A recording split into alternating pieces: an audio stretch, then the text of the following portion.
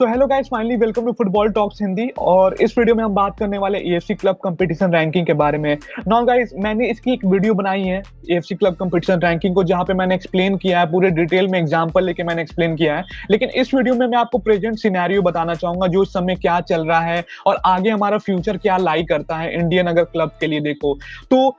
हमें पता है कि एएफसी कप का जब मैच हुआ था, जो हमारा आखिरी मैच था बेंगलुरु एफसी वर्सेस माजिया, उस समय जो हमारी क्लब कंपटीशन रैंकिंग में थी वो 12th नंबर पे हम थे। और जब हम 12th नंबर पे थे तो हमको डायरेक्ट स्लॉट नहीं मिल रहा था एएफसी चैंपियंस लीग 2023 के लिए।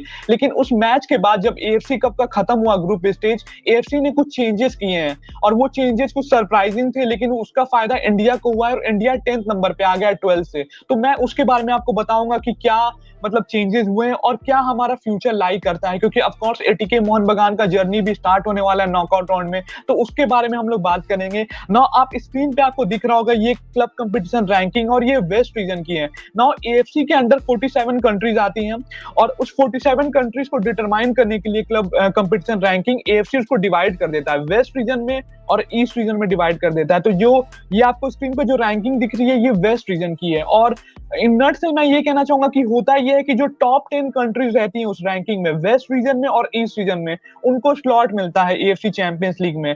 तो जितना रैंकिंग में ऊपर रहेंगे उतना ज्यादा उनको स्लॉट मिलेगा। तो आपको स्क्रीन पे दिख रहा होगा ये वेस्ट रीजन का है और हाँ, इंडिया वेस्ट रीजन में आता है और जितनी भी साउथ एशियन और भी जितनी भी टीम है वो भी इसमें आती है। तो इस समय आपको दिख रहा होगा कि इंडिया 10th नंबर पे, आपको स्क्रीन पे दिख रहा होगा कि इंडिया इस समय 10th नंबर पे आ गया है। और रूल ये चेंज हुआ था कि एएफसी ने नया रूल बनाया और उसमें साफ साफ ये कहा कि जो भी कंट्री से क्लब एएफसी चैंपियंस लीग में और साथ ही साथ एएफसी कप में पार्टिसिपेट की होगी और जितना भी पॉइंट ली होगी उसका एवरेज लिया जाएगा। तो इससे फायदा ये हुआ है कि जिस कंट्री से कोई भी क्लब एएफसी चैंपियंस लीग और एएफसी कप दोनों में पार्टिसिपेट की है उनको फायदा हुआ है और इसीलिए इंडिया 12 से 10 पे आ गया। और समवन लाइक उज्बेकिस्तान को देख लो, जॉर्डन और ताजिकिस्तान को देख लो, उनको काफी ज्यादा फायदा हुआ है और वो भी ऊपर आ गए हैं रैंक में। इसमें ये होता है ना कि जो टॉप 5 होती हैं इसमें रैंकिंग में वो एएफसी कप में पार्टिसिपेट नहीं करती हैं। इसीलिए आपने सोचा होगा कि सऊदी अरबिया या कतार की कोई भी क्लब होती है वो पार्टिसिपेट नहीं करती, क्योंकि एएफसी चैंपियंस लीग पहली प्रायोरिटी होती है और उसके बाद एएफसी कप प्रायोरिटी होती है। जैसा यूएफए चैंपियंस लीग और यूएफए यूरोपा लीग होता है वैसा ही कुछ इसी तरह से होता है। नाउ गाइस, अब हम एक बार देख लेते हैं कि क्या क्या पैरामीटर्स हैं। तो आपको स्क्रीन पे दिख रहा होगा कि यहाँ पे ये जो पॉइंट्स है 2018, 19, 20, 21, इसमें जितने भी क्लब ने पॉइंट लिया होगा कंट्री से वो होता है और ये टोटल पॉइंट्स है जो डिटरमाइन करेगा कि रैंकिंग में क्या आ जाएगा। ग्रीन रंग से जो भी मार्किंग हो रखे हैं उसका मतलब क्या है, तो ये एक एक्टिव टीम का एक पैरामीटर है। एक्टिव टीम का मतलब ये हुआ कि इस समय एएफसी चैंपियंस लीग का नॉकआउट राउंड स्टार्ट होने वाला है और साथ ही साथ पैरेलल में एएफसी कप का भी स्टार्ट होने वाला है।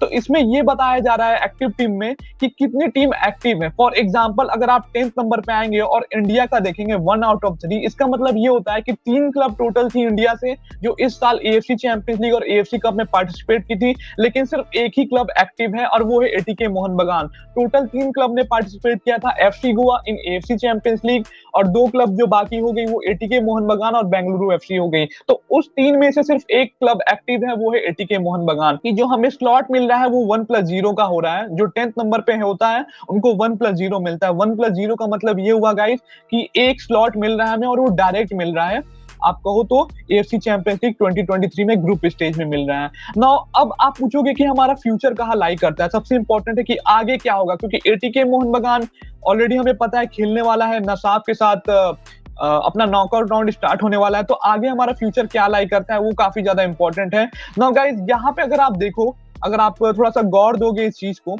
तो यहाँ पे आपको दिख रहा होगा कि यहाँ पे इंडिया के ऊपर तुर्कमेनिस्तान है और फिर इराक है, फिर ताजिकिस्तान है और फिर जॉर्डन है। तो यहाँ पे आप पॉइंट में अगर अंतर देखोगे तो पॉइंट में काफी ज्यादा डिफरेंस हो रखा है। इंडिया का 27.783 है और तुर्कमेनिस्तान का 30.621 है और इराक का 38.702 है। लेकिन कोई फायदा इसलिए नहीं होने वाला है क्योंकि अगर हम ऊपर भी ज्यादातर आते हैं तो हमें 1+0 ही स्लॉट मिलेगा, तो उससे हमें कोई ज्यादा गैप नहीं मिलेगा, उससे ज्यादा कुछ हमें मैटर नहीं करने वाला, क्योंकि हमारा पॉइंट अभी इस समय काफी कम है और हम ड्रास्टिकली ऐसा नहीं हो सकता कि हम 10 से सीधे 10 से सीधे हम आ जाए एक तरह से आप कह सकते हो 6 पोजीशन पे, ताकि हमें आप कह सकते हो 1+1 स्लॉट मिले। तो ये फिजिबल नहीं है, ये आउट ऑफ द आप स्कोप कह सकते हो। लेकिन इस समय हमें केयरफुल रहना पड़ेगा गाइस। इस समय जो बैटल होने वाला है अभी आगे चल के एएफसी कप में, वो 10th और 11th पोजीशन पे होने वाला है, क्योंकि 11th पोजीशन पे लेबनान है और लेबनान को आपको देख रहे होंगे तो इस समय 0+1 स्लॉट मिल रहा है। 0+1 का मतलब ये हुआ कि उन्हें क्वालिफाइंग राउंड खेलना पड़ेगा, तब वो जाएंगे डायरेक्ट राउंड में। और इंडिया को देखो तो 1+0 मिल रहा है, जैसा मैंने आपको बताया है। तो इस समय एएफसी कप में गाइस काफी ज्यादा बैटल होने वाला है इंडिया और लेबनान के बीच में। अगर इंडिया से देखोगे तो एटीके मोहन बगान फाइट करने वाली है, अगर लेबनान से देखोगे तो अल अहिद फाइट करने वाली है। और रूल ये है कि अगर आप मैच जीतते हो नॉकआउट राउंड स्टेज में, तो आपको 1.5 पॉइंट मिलेगा। तो ये सिनेरियो रहेगा। और इस समय इंडिया और लेबनान का अगर आप देखोगे डिफरेंस तो लगभग 2 पॉइंट का है। तो इसीलिए काफी ज्यादा केयरफुल रहना पड़ेगा। एटीके मोहन बगान चाहेगी कि ऑफकोर्स वो आगे प्रोग्रेस करे, और अल अहिद भी चाहेगा कि वो इंडिया को इस पैरामीटर में मैच जीत के कम से कम 2 मैच तो मिनिमम जीतना पड़ेगा। 2 मैच जीत के लेबनान इंडिया को ओवरटेक कर ले, और वो चाहेगा कि वो डायरेक्टली जो उनका स्लॉट है वो 1+0 हो जाए 0+1 से। तो ये गाइस आप कह सकते हो कि 20 सितंबर के बाद से जो मैचेस होने वाली हैं वो स्टार्ट होने वाली है। तो अब मैं आपको बता देता हूं कि जो नॉकआउट राउंड स्टेज है वो कैसे काम करने वाला है। नाउ गाइस आपको स्क्रीन पे दिख रहा होगा ये नॉकआउट राउंड स्टार्ट होने वाला है 20 सितंबर से। तो यहाँ पे जो मैं लेबनान की क्लब के बारे में बात कर रहा था वो आपका अल अहद है, जो कि आपका मुहर्रक क्लब से खेलने वाला है 20 सितंबर को। उसके बाद ये कुछ इस तरह से पैन आउट होगा, वो जाएंगे वेस्ट जोन फाइनल में, और उसके बाद वो जाएंगे एएफसी कप फाइनल में। ये कुछ इस तरह से पैन आउट होने वाला है। और अगर हम बात करें एटीके मोहन बगान का, तो एटीके मोहन बगान 22 सितंबर को एफसी नसाफ के साथ खेलने वाला है। फिर वहां से वो जाएगा इंटर जोन फाइनल में, जहां पे वो लीमान के साथ खेलेगा, और फिर वहां से जाएगा वो एएफसी कप फाइनल में। तो इस तरह से कुछ पैन आउट होने वाला है। 3 आप कह सकते हो कि राउंड होंगे, और 3 मौके रहेंगे एटीके मोहन बगान के लिए, ताकि वो जाए और एएफसी कप का जो फाइनल होने वाला है नवंबर 5 को, वो जाके वो जीते। तो गाइस यहाँ पे सिनेरियो साफ साफ है कि एटीके मोहन बगान को लगभग आप देखो तो 1 मैच चाहिए होगा जीत जाए, ताकि हम इंश्योर कर दें कि एएफसी क्लब कंपटीशन रैंकिंग में हम 10th नंबर पे रहे हैं। जहां तक अल अहद चाहेगा कि वो लगभग 2 मैच जीते, लगभग वो वेस्ट जोन फाइनल तक जाए, और मे बी उसके बाद एएफसी कप फाइनल तक जाए, और ये सोचेगा भी कि एटीके मोहन बगान हार जाए। तो ये चीज रहेगा गाइस परमुटेशन कॉम्बिनेशन। हम थोड़ा कंफर्टेबल जोन में है, लेकिन गाइस सबसे इंपॉर्टेंट बात ये है कि एफसी नसाफ काफी टफ फाइट हमें देने वाली है, काफी बड़ा फाइट देने वाली है। तो हम चाहेंगे कि जो 10th पोजीशन है वो हम बनाए रखें, ताकि हमें एएफसी क्लब कंपटीशन रैंकिंग में जो 10th पोजीशन है हमें मिले, और हम एसीएल 2023 में अपना जो एक स्पॉट है ग्रुप स्टेज का वो सेटिस्फाई करें। और साथ ही साथ हम चाहेंगे कि एटीके मोहन बगान एएफसी कप जीते भी, ताकि उन्हें प्लेऑफ का खेलने का मौका मिले एएफसी चैंपियंस लीग के लिए। तो आई होप गाइस आपको हल्का कुछ आइडिया हुआ होगा कि क्या पैन आउट होने वाला है।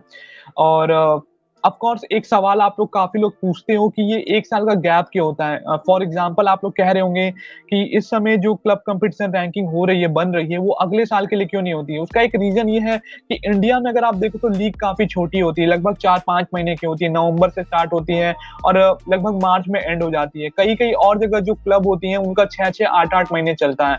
तो क्या सिनेरियो ये होता है ना कि कोई भी अगर जैसे आईएसएल स्टार्ट होने वाला है, नवंबर से मार्च तक आईएसएल में स्टार्ट होगा, तो उनमें क्लब को पता रहना चाहिए कि उन्हें कितना स्लॉट मिला है, ताकि वो उसको टारगेट करे। फॉर एग्जांपल अभी जैसे हमें पता है कि नवंबर 5 को खत्म हो जाएगा ईएफसी कप, तो हमें जो क्लब कंपटीशन रैंकिंग है वो फाइनल हो जाएगी, और उसमें पता चल जाएगा कि हमें कितना स्लॉट मिला है। तो मान लो कि हमें एएफसी चैंपियंस लीग के लिए 1 स्लॉट बुक हो गया हमारा 2023 में, तो जब नवंबर से मार्च में जब स्टार्ट होगा आईएसएल, तो उसमें क्लब को पता होगा ऑलरेडी कि उन्हें टॉप करना है। आईएसएल जो शील्ड ट्रॉफी है वो उनको जीतना है टारगेट करके, ताकि 2023 में उनको वो स्लॉट मिल जाए एएफसी चैंपियंस लीग के। तो इसीलिए गैप होता है। एंड अगले साल ऑफ कोर्स अगर आप देखो गाइस तो मुंबई सिटी एफसी पार्टिसिपेट करने वाला है एएफसी चैंपियंस लीग में, और साथ ही साथ अगर आप देखो एएफसी कप में तो गोकुलम केरला पार्टिसिपेट करने वाला है, और आपका एटीके मोहन बगान भी है ऑफ कोर्स। लेकिन एटीके मोहन बगान अगर यहाँ पे एएफसी कप जीत जाता है तो वो सीधे चला जाएगा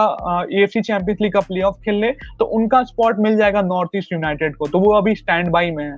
तो ये प्रोसेस पैन आउट रहेगा। तो मैं आपको जो मैप है उसका और जो मैं आपका रैंकिंग है वो आपको मैं कमेंट सेक्शन में दे दूंगा और डिस्क्रिप्शन में डाल दूंगा, तो आप जाके और क्लियरली देख सकते हो कि क्या रीजन है। Till then guys please stay safe, take care, goodbye. and do like the video and subscribe. Bye.